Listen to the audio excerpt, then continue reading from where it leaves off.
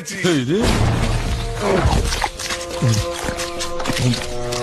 কোথায় কই গেলি?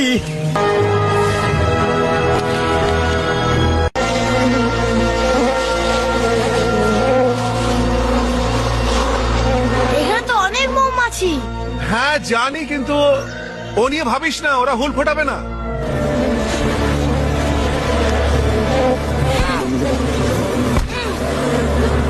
এই তো সাবাস বেটা। এরা তো হুল ফোটাচ্ছে। দিল মাটি করে।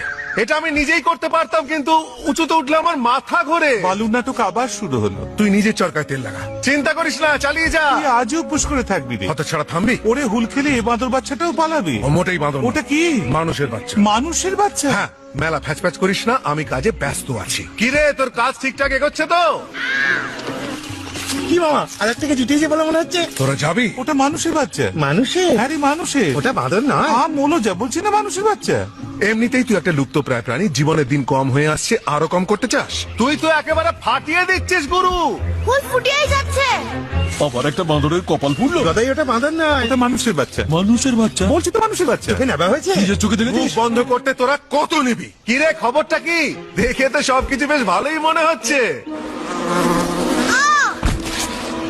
এই তো জীবনে সব সময় একলা চড়রে।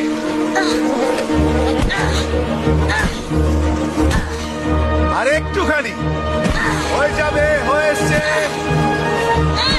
এই তো, এই তো পেয়ে গেছি। এই রে, কোথায় কই গেলি?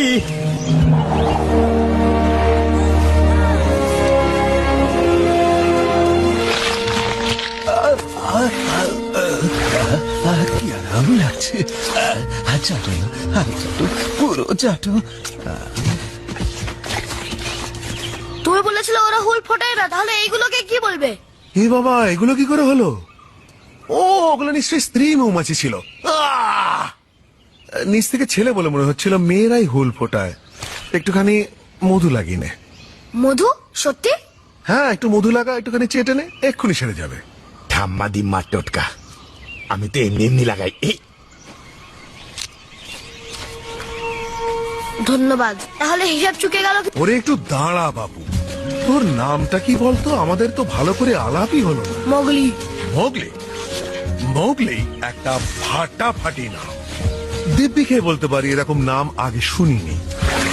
আরে মোগলি, শোন না ভাই, আগামী সপ্তাহের মধ্যে আমাকে অনেক মধু জোগাড় করতে হবে। শীত আসছে যে,